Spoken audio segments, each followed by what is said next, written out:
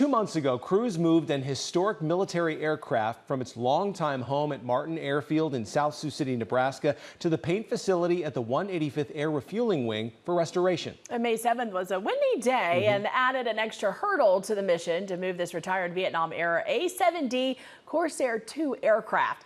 But they were able to do it. The Iowa Army National Guard flew 2 Chinook helicopters and were able to gently lift the aircraft from its home of more than 2 decades and carried it 6 miles over Sioux City to the 185th Air Refueling Wing.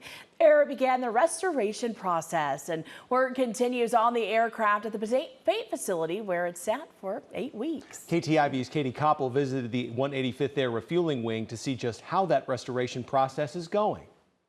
From rags to riches, history is taking flight at the 185th Air Refueling Wing. When it got here, it was pretty rough. Glenn Thompson is the facility manager at the Air Guard paint facility. We basically paint fighter airplanes, F-16s, A-10s, and F-15s. Then, of course, of occasion, we do a static display like this A-7 here. The A-7, an iconic piece of Sioux City history. This was one of the actual airplanes that the Guard flew here. While the 185th is now home to the large KC-135 refuelers, the A-7 attack aircraft was in service from the late 1970s through the early 1990s in Sioux City.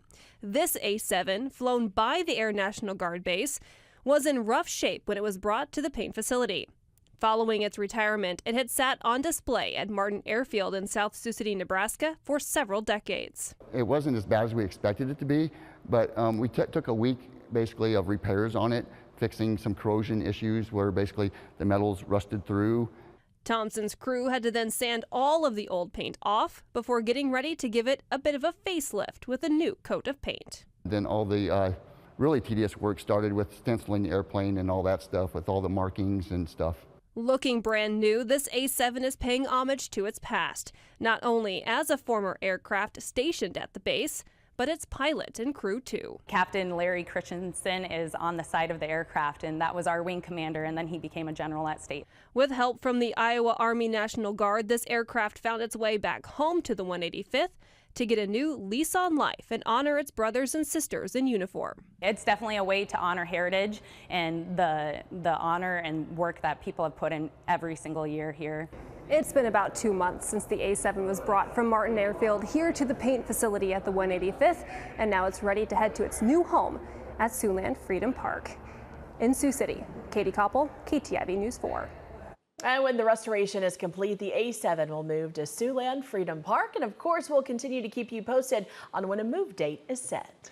The paint facility at the 185th Air Refueling Wing is unique. In fact, it's the only paint facility in the entire Air National Guard. Located at the far end of the base, the facility services aircraft from all across the Air National Guard. From F-16 fighter jets, A-10s, and A-15s, the team at the paint facility works on a variety of military aircraft. Each one, like this fighter jet from South Dakota, which is now being restored, takes about 2 weeks to complete.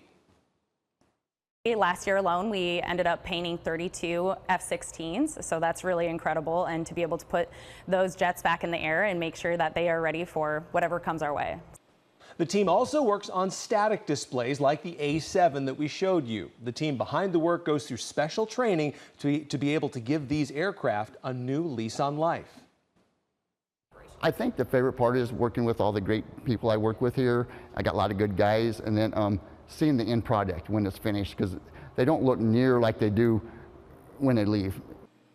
Now, the jet from South Dakota, the one they're still working on, it's being sanded down before it gets repainted and re-stenciled and then sent back to its home base. The whole process takes about 2 weeks.